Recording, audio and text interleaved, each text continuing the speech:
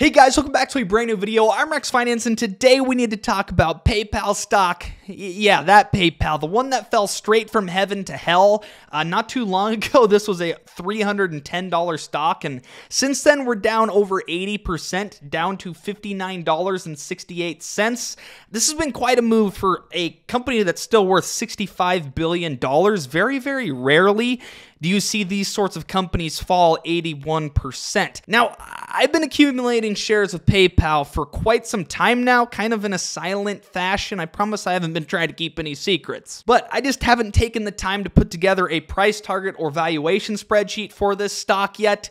But that changes today because at the end of this video, I'll be diving into my price target spreadsheet and why I think PayPal stock will end up making me a millionaire. As for why PayPal stock has fallen so much, it's been a combination of things, but first and foremost, it's simply been these recession fears that investors have had for the last couple of years now. And obviously, PayPal, the juggernaut of the online payments sector, is going to feel some pain if we end up seeing a recession in the economy. But so far, as of August 16th, as I'm making this video, we've yet to see this recession. And, you know, if you've been following my channel at all, you would know that I have been a long-time believer that we won't see a recession, that all of this inflation will prove to be transitory eventually, and our economy is just going to continue to grow higher and higher and higher. So this is a tremendous opportunity that this fear of a recession has opened up. Now, while I say this, we are one of the fastest growing stock market YouTube channels out there right now. It'd be pretty cool to keep that trend alive, but it's going to take everybody. Please hit the subscribe button down below if you have not already. Also, leave me a comment if you're a believer in PayPal stock or kind of a non-believer. Now, it wouldn't be fair if I didn't at least acknowledge that, yes, we have seen somewhat of a recession, specifically in the goods sector of the economy.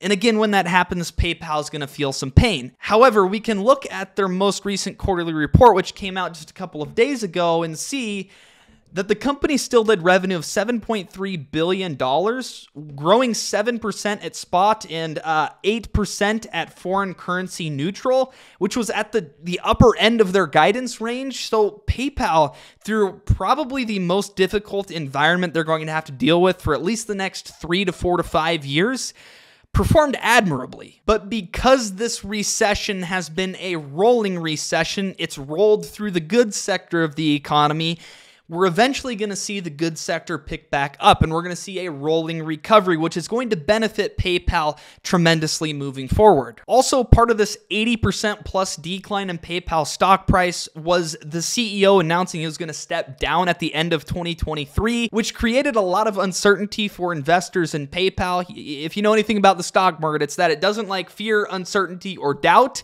And a CEO stepping down basically creates all three of those. And I'm seeing it all over the internet right now. People are comparing this PayPal opportunity to that of Meta last year. Since last year's bottom for Meta stock, it's up 224%. But I actually like this setup in PayPal stock much better. First of all, the uncertainty surrounding the CEO role at PayPal is no longer a thing, because just a couple days ago, PayPal announced that Intuit's Alex Chriss was named the new CEO of PayPal. I'm not going to dive into this too much because it's not the point of this video, but I love this hire by PayPal. I think this is a smash hire, and I think that as investors, we need to get ready for the next stage of growth in PayPal. I think more acquisitions are going to come, specifically because the board members said they were impressed by Chris's leadership at Intuit, particularly as he steered the company through its $12 billion acquisition of the marketing platform MailChimp. If the new CEO does take the company in the direction of future acquisitions to reignite this double-digit revenue growth and earnings growth, we can speculate about what companies that would be. For one, I'm excited and I'm very happy that the acquisition of Pinterest didn't go through a couple years ago. I think PayPal should stay in the online payments sector. So the only company that I will speculate about in today's video is a company called PaySafe. I think this would be a tremendous acquisition for PayPal. This is an $800 million company doing over $1 billion in revenue, growing at 6 to 7 to 8% every single year. Now, the reason this stock is so cheap, this is a public company, PSFE is the ticker symbol. The reason it's trading with such a low market cap is because because this is a debt-laden company. So in saying this, PayPal could get a great deal purchasing PaySafe and putting this company under the PayPal brand. Sure, it's a lot of debt for this company itself, but for PayPal, it's nothing. They could pay off this debt tomorrow and own a company growing revenues at 6, 7 to 8% every single year, doing over $1 billion in revenue, and they'd also own a company that's profitable and expanding margins. As for other companies PayPal currently owns, they own Venmo, obviously, and they own Braintree.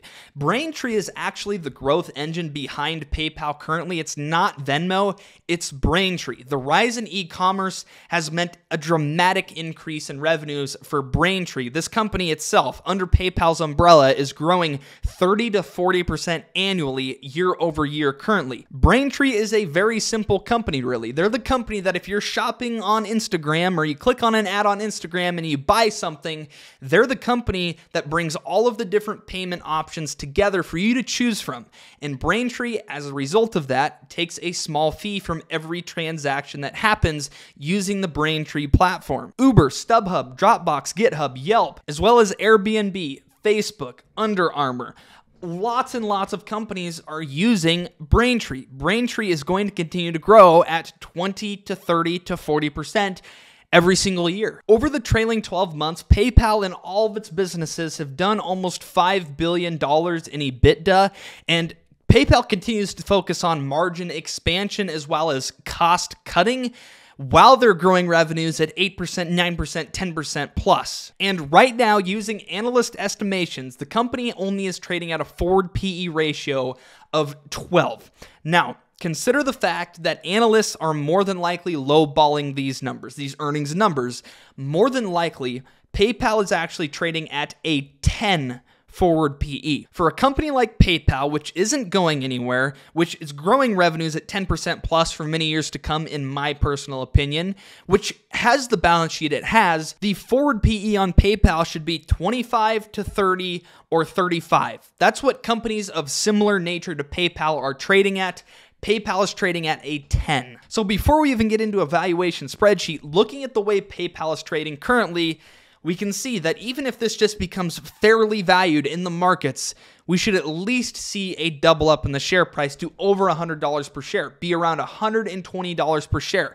That would be the fair value if PayPal was trading right alongside similar companies of similar state. And it just gets better. PayPal has one of the most prominent share repurchase programs out there. They've returned $4.9 billion to stockholders over the last 12 months via share repurchases. This is the company itself going into the open markets and buying shares off the open markets. And this isn't going to change anytime soon. Now, moving into my valuation spreadsheet, because of this, I have assumed a reoccurring share buyback of 5%. I believe that via the company's share repurchase program, there will be a 5% reduction in shares outstanding every single year, at least until 2025. And by the way, I have made this spreadsheet available alongside all of my other due diligence and spreadsheets and market analysis videos available to my paid monthly members. It's the cheapest one on YouTube and you get the most value out of it. If you don't find value in it, I refund you 100%. I have yet to refund anybody because nobody has complained.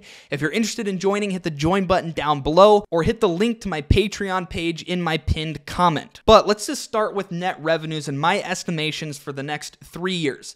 I believe that net revenues are going to reaccelerate in growth to over 10% every single year as a result of this new CEO stepping on board and pursuing some more acquisitions. Also, as soon as we start to see the rolling recovery from the goods recession, we're going to see some natural tailwinds for revenue growth for PayPal. This year in 2023, I see the company doing $30 billion of revenue. At the top, you can see that analysts only have them doing $29.7 billion of revenue. But according to my numbers, this would represent 9% growth year over year in revenues. From there, I've taken into consideration all of the expenses that the company lists out on their income statement, which includes transaction expense, transaction and credit losses, customer support and operations, sales and marketing, tech and development, general administrative, and restructuring and other charges to come up with total operating expenses and my total operating income. This year, I expect the company to do almost $6 billion in operating income, but bottom line net income, I think the company is going to end up doing $4.9 billion plus in net income, giving earnings per share of $4.73. From here, I went through the company's 10K, which is their annual report where they give a breakdown of each of these individual expense sections and expense items, and I came up with an estimation of what I think each of these items is going to do in 2024 and in 2025. Most of these items I think are going to decrease year over year, other than the transaction expense, which is naturally going to go up as total payment volume increases for the company. But next year in 2024, I have the company doing $6.3 billion of net income, which gives earnings per share of $6.42. In 2025, I have the company doing just shy of $8 billion in net income, or $8.48 of earnings per share. And from here, this is where we come up with our valuation and price target. I didn't include anything from this price to sales valuation because a price to sales valuation is not the way to go for an ultra profitable and ultra developed company like PayPal is. For all of my price targets, I use the PE valuation. And again, we mentioned that PayPal should at least be trading at a 25 forward PE, but on average, I believe PayPal should be trading for a 30 forward PE. Using 30 as my PE multiple, I believe that the fair value of PayPal this year in 2023 is $142. Obviously, we are a far cry from here, and in 2024, I see the fair value being $192.52, and then in 2025, I see the fair value of the company being $254.26. Again, this is assuming a 5% reduction in shares outstanding via the share repurchase program every single year. Because of this, I believe that PayPal stock, according to 2025 numbers, is 326% undervalued. The reason I'm using 2025 is because of the strategy I will be using moving forward with purchasing PayPal call options. Over the coming months, I plan to purchase lots of December 19th, 2025 call options, specifically of the strike price of $110. That's another perk you get by joining my membership. You can see my buy and sell alerts, what I'm buying, what I'm selling. Again, if you're interested, hit the join button down below or hit the link in my pinned comment.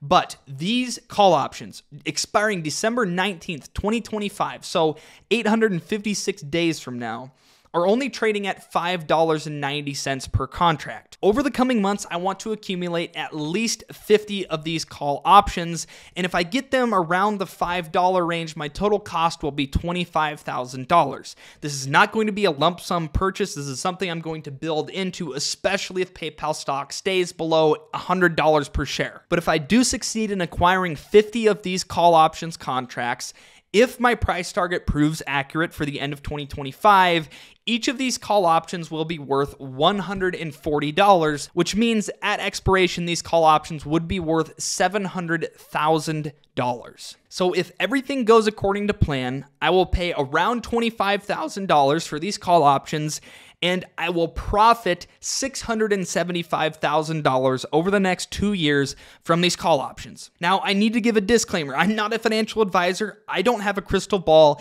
And whenever you purchase options contracts, whether it be calls or puts, it's extremely risky. What happens if we do end up seeing a recession? What happens if PayPal stock stays stagnant for the next 2 years?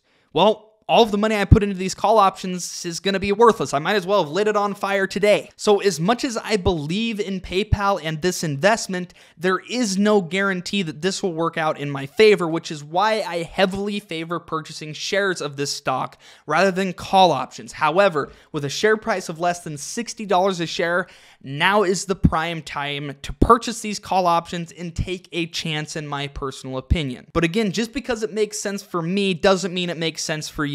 You have a very different financial situation than me, and each of you has a different risk tolerance than me. So don't blindly follow what I'm doing here. But with that, I'm going to end this video here. Comment down below whether you're on Team PayPal or you don't think this is going to work out in my favor. Again, if you're new here or returning and not yet subscribed, please hit that subscribe button down below. It helps out my channel tremendously. Stay blessed. Keep 10 toes to the ground and your chin up. Peace out.